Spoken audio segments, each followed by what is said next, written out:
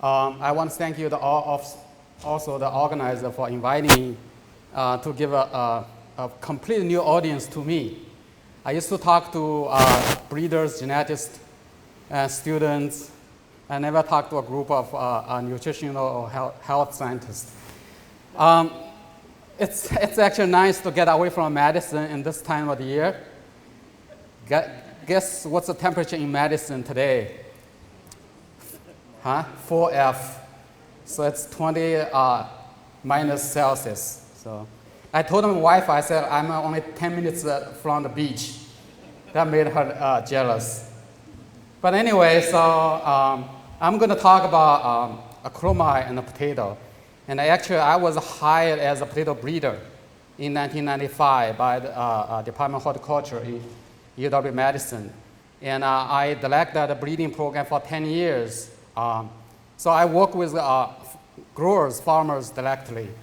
And I'm no longer charging the breeding program, but my lab still heavily working on potatoes. But we're focused on a few important traits. Okay.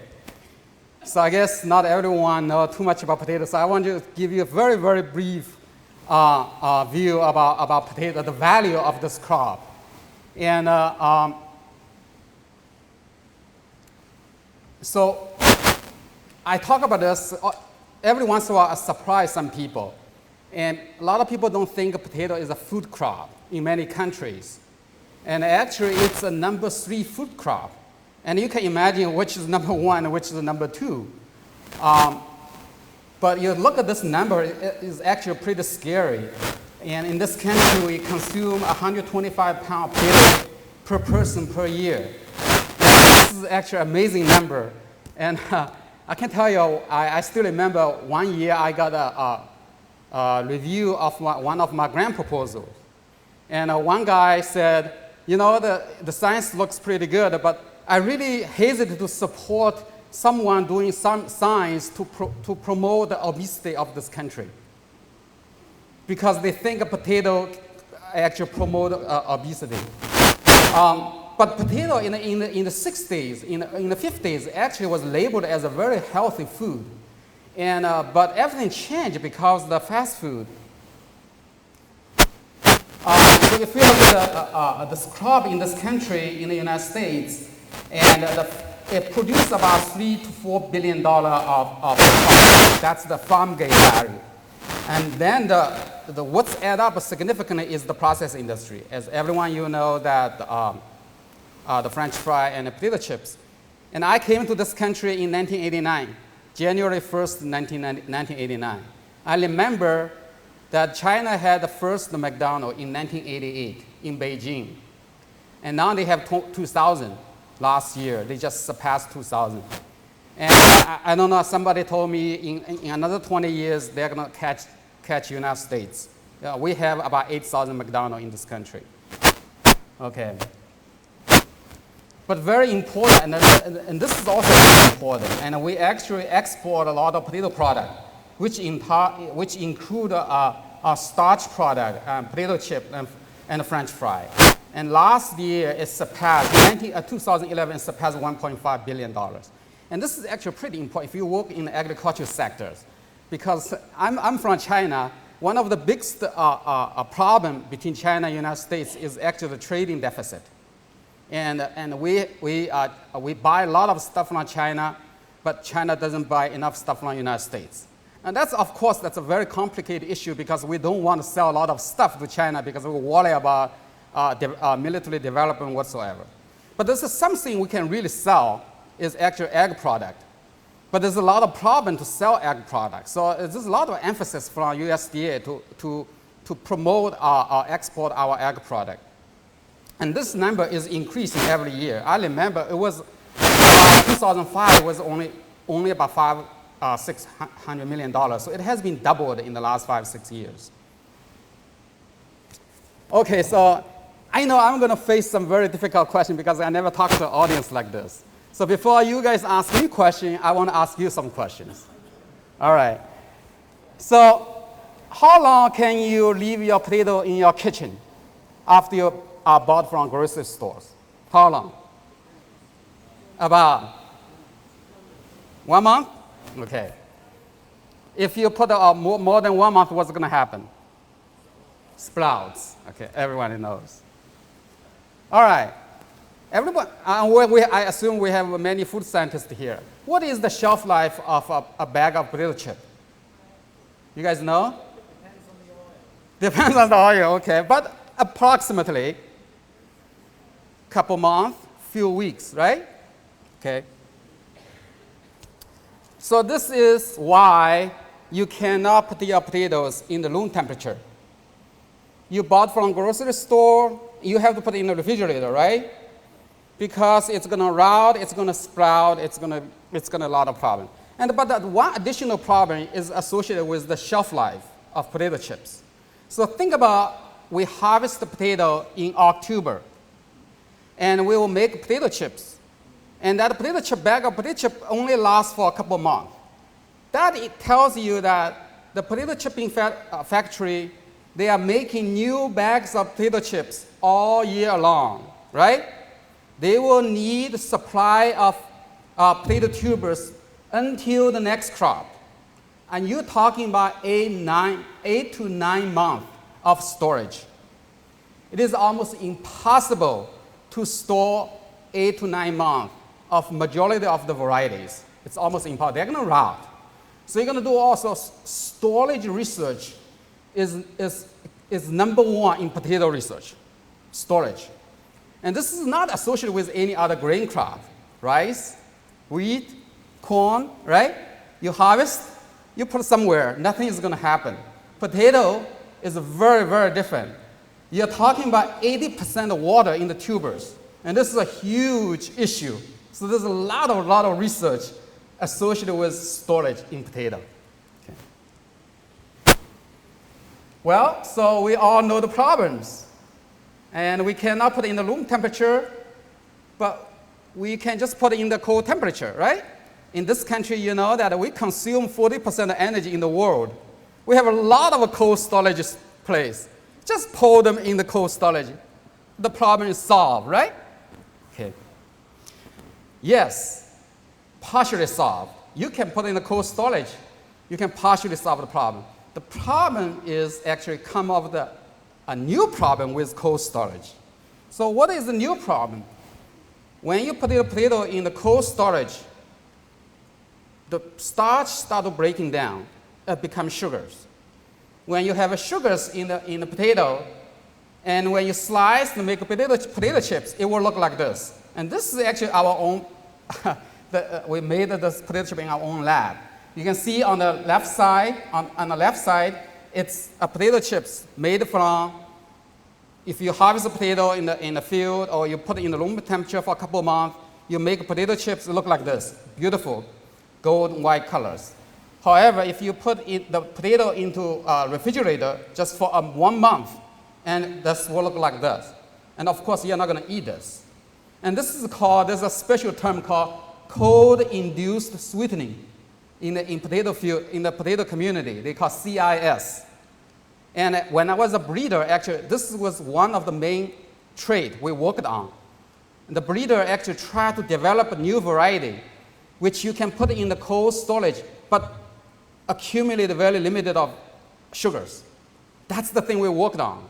So in my program, we probably make like a 30,000 potato chip sample every winters. After harvest, we're just making chips. We have 4 McDonald's fry machine.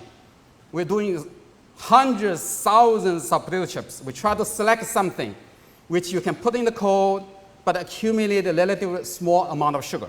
Okay. There's the variations. You heard about the variations. Every variety behaves a little bit differently. And then comes the second problem we call, today I'm going to focus on, called acrylamide problems. So what is the acrylamide problem? So some food we know now, this is actually discovered only about 10 years ago. Scientists discovered that some food, and when you process under high temperature, you're going to have the so-called Maillard reaction or Maillard reactions. This reaction, it has 2 precursors. One is free amino acid, which is mainly asparagine, and reducing sugar. If you have those 2 compounds in your food, in the product, if you cook under high temperature, it's going to create this compound called acrylamide. Very, very simple compound. And so anything, basically anything, if you have sugars, you have asparagine, you're going to have acrylamide processed in it's mainly starch-based food. So essentially, any starch-based food, that would including bread, that would including cookies, that would including coffees, everything almost, it has acrylamide. So I'm thinking about talking about different audience, and it's going to how to communicate. I don't know how to convince everyone about this acrylamide and this health issue. So I just dig out online yesterday. I thought this is probably the best way to talk to this audience. So I just showing the fact sheets from National Health Institute. Okay, I will just read this thing. It says acrylamide. What is acrylamide? Acrylamide is actually a chemical used mainly as a building block for polyacrylamide, and the polyacrylamide actually used in many industrial processing, such as paper production, dyes, and plastics, whatever. Okay. So actually, in our lab, we're also using polyacrylamide. We're using that running a DNA gel, actually. All right. So acrylamide in food. So this again, it was discovered not too long ago, about 10 years ago. And so I will read again. Certain foods, when you process under especially high temperature, especially above 120 Celsius, and will create acrylamide. So potato chips and French fry was specifically named in this fact sheet. Was particularly high compared with other food. Okay. Now the last one is, does acrylamide cause cancer? Someone already heard about this, right? And there's actually a lot of research, and this is actually under debate. So I just read this. Study in rodents, in rats, have found that acrylamide exposure poses a risk for several types of cancers. However, the evidence from a human study is lacking. It's not complete. So we don't have a direct human study.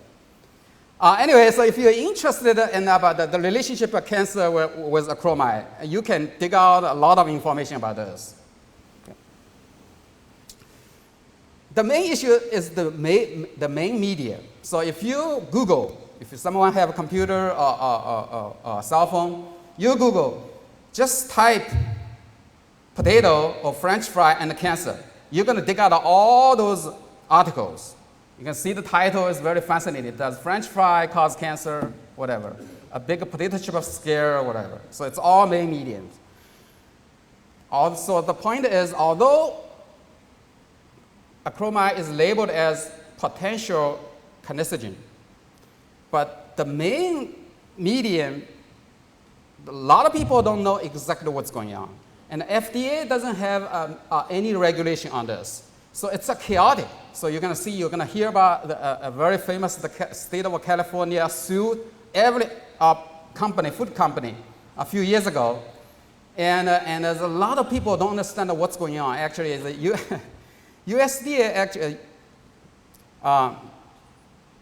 U.S. Potato Councils labeled this right now as the #1 problem for the potato industry. Because we do not know what's going to happen in the next couple of years. What's going to coming up in the next couple of years? We're going to have a new regulation from the FDA. We have a new lawsuit. Or what's going on? It's a lot of anxious about what's going to happen in the next few years. Okay, so I have this a couple of years ago, and the FDA developed this website. It shows the food with the highest amount of acrylamide. I just pick up the highest amount. This is like 5,000 foods listed on that website. And this is only not a couple years old now. So I just dig out the food with highest content. And you can quickly see it's a lot of potato stuff, crispy or French fry or whatever. But you can also see our big brother, sweet potato. It doesn't do very well. It has some strange number. So this is the units is parts per billion. And you can see some sweet potato because it's easy to imagine. Why sweet potato? Because it probably has more sugars. That's all. But you can see also, you know, even cookies or whatever, coffee and some drinks have very high numbers. So the industry is scrambled to try to solve these issues to lower the acrylamide content. So what do we do? There's a lot of different approach, right? You can imagine all the company, they are doing their own way. The engineering part, the food processing industry, they try to do something secretly we don't know. You can wash the potato, you can add some chemicals, and you can lower the temperature when you fry. You can do all sorts of different ways to lower the acrylamide. But ultimately, the best way really, as a breeder, we think, the best thing is you develop something, it will never create acrylamide. You solve the problem from the very beginning, rather than end up using engineering way, using chemistry way to solve the issue, right? But so what do we do is if we eliminate the sugars in the potato tubers, we should eliminate the problem. That was our logic. Or you eliminate the asparagine, the free amino acid. You should be able to eliminate the problem, right? But the problem is this carbohydrate pathway, this sugar pathway is super complicated. You think about it's related to starch breaking down or starch synthesis, and there's a lot of enzyme, there's a lot of steps involving the accumulation of sugar. So what are you going to do? And so if you dig into literature, there's a lot of research going on.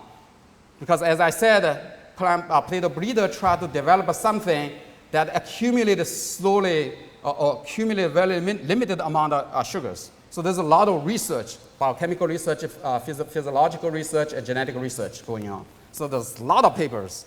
However, they are all based on whatever research in the last several decades. Scientists already know that several genes played a very important role for the final amount of sugars in the tubers. So one of the genes is this guy. This gene called vacuolar invertase gene. And this gene is actually responsible for converting sucrose into glucose and fructose in the tuber in vacuums. So our lab, what we did was, our thinking was, if we can block these genes, to block these genes, so that means the sucrose cannot be converted into glucose and fructose. The sucrose is not a problem. Sucrose is not a reducing sugar. It's not going to react with amino acid. It's not going to produce acrylamide. But glucose and fructose is the problem. They are the problem. So somehow if I can block this step, we should be able to significantly reduce the amount of the glucose and fructose, right? So that's what we did. All right. So we used a technology called Rna Interference. That's a genetic jargon. Actually, this is a very famous technology. Two scientists got Nobel Prize just a few years ago. I think it was 2008 or 2007, I forgot. And this technology has been used in everywhere, in humans, in mice, in all the organisms we are studying. And this is a very simple, very effective technology. What you do is you stitch a small piece of DNA related to your target gene. You put it into the organism, and this small piece of DNA, if it's transcribed, the RNA actually is going to interfere the original gene, the target gene.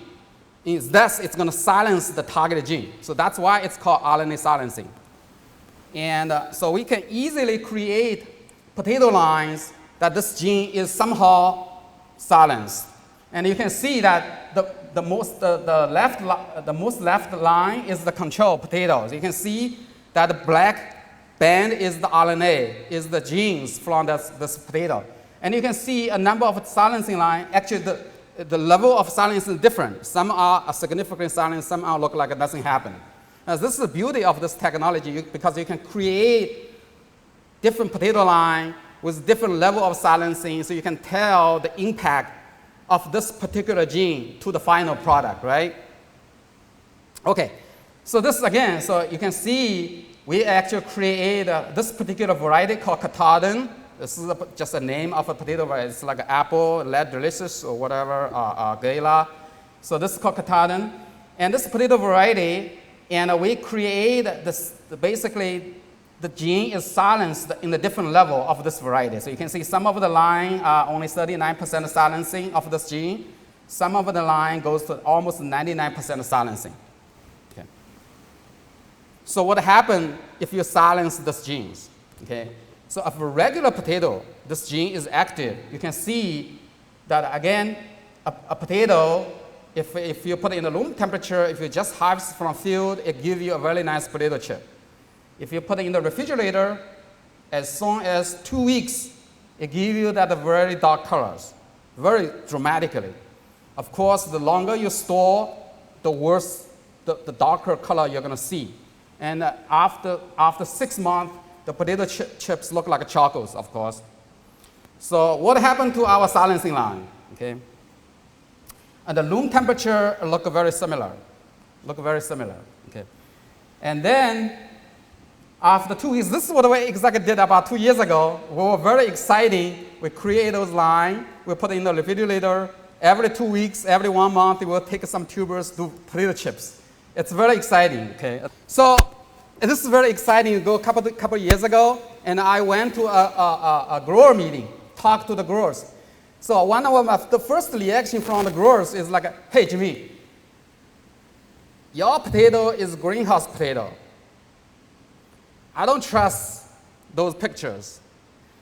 It makes sense because, you know why? Because the greenhouse, we grow potato, because we buy soil mixtures. It's like a perfect mix of fertilizer, everything. We don't do anything, just water. We don't do anything. In a real potato field, especially in Wisconsin, the potato growing area is very sandy. The grower dump a lot of nitrogens, hundreds of pounds of nitrogens. Actually, the potato tuber are much more stressed with nitrogen. And actually, the color is much worse if you grow the field scale potato.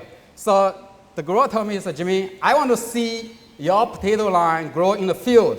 If it still look like this, then I will trust you. So that's what we did after my first talk with growers. And you see this picture.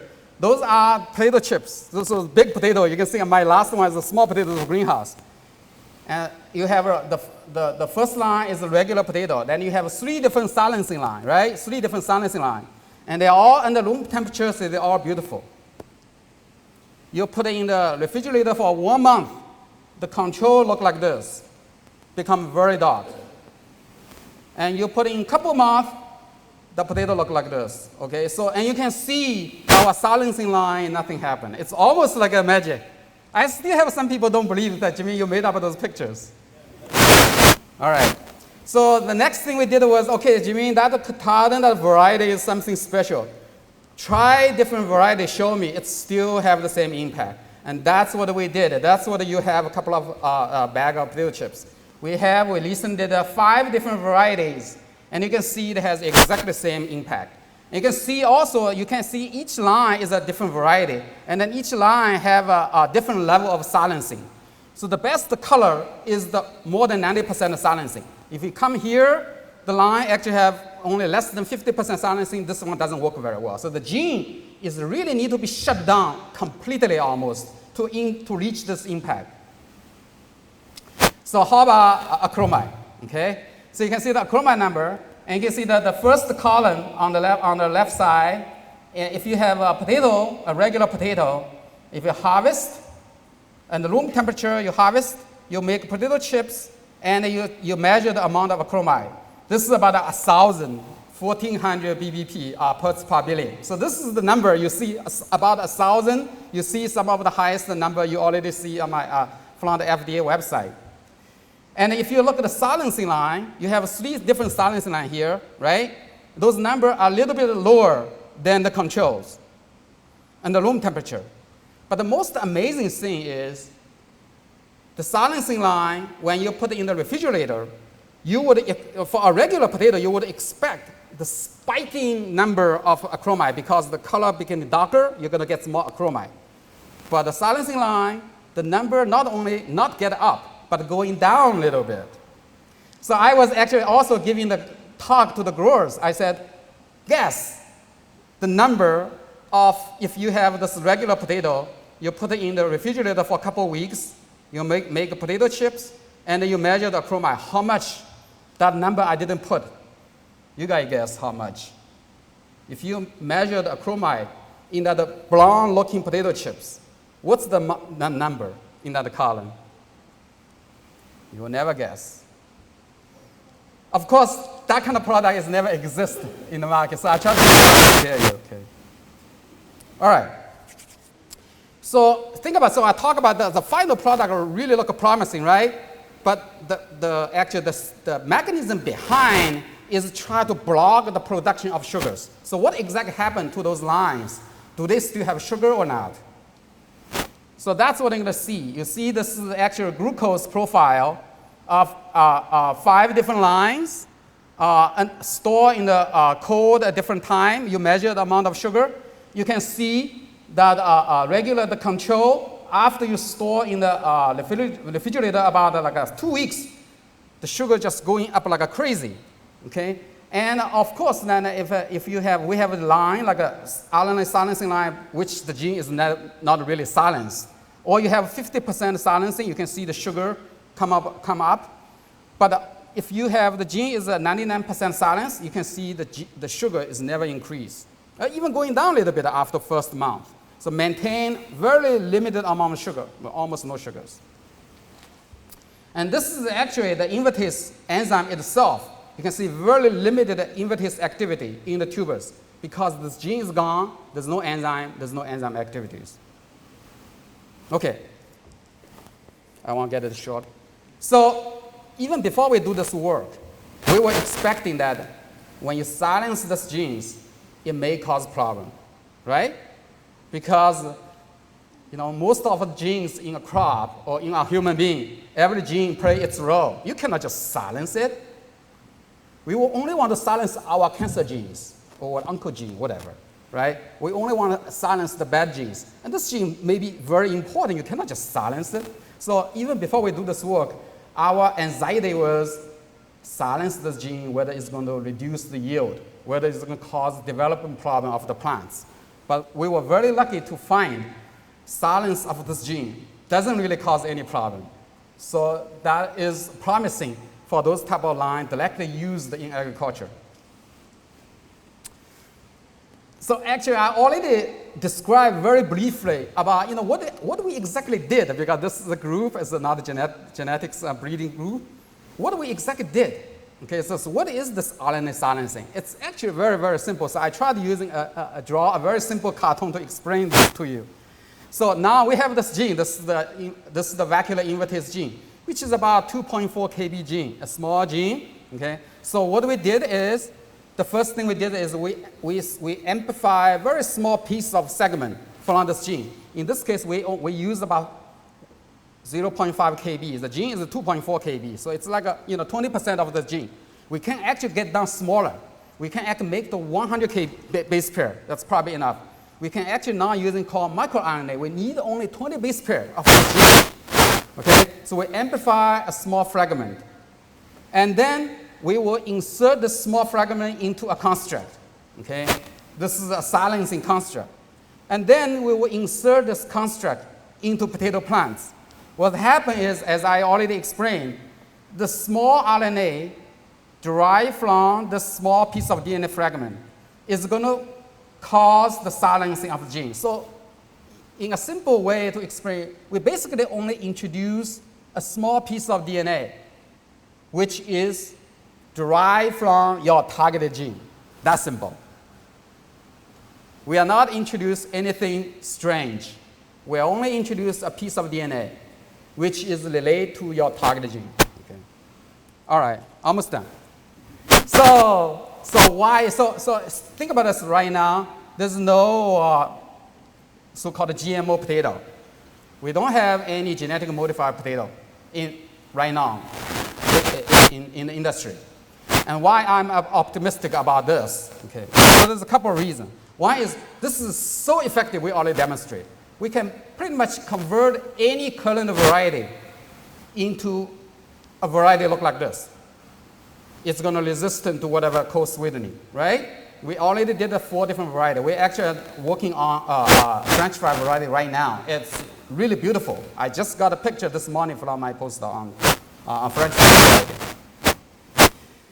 And this is probably the most effective or most economical approach to control the problem. We can create a new variety so the downstream industry don't need to worry about it. The engineering, the chemistry, any other industry, they don't need to worry about this. We just need to grow a variety which this gene is silenced. Again, as I said, and we hopefully this is so-called, we call intragenic, whatever transgenic approach is more acceptable to the community because we are not really putting anything strange. We are only putting a small piece of DNA which is already partially homologous to our target DNA. So this is my last slides. This is one of very few, I'm Chinese, very few examples that a simple approach really solves 2 different problems. It's unexpected because we have been working on this color issue for several decades. We want to develop potato variety that will make beautiful potato chips. But now it's the acrylamide problem. The acrylamide problem actually is related to the problem. It's all caused by sugars. So if we can shut down the sugars, we can actually solve both problems. So this is in Chinese called, we have a saying called 1 arrow, 2 eagles. Very popular. But in this country, we protect eagles. We cannot shoot eagles. So we have a different saying, but it's the same meaning. Okay. And thank you very much. I have just listed some of the names who are involved in this work.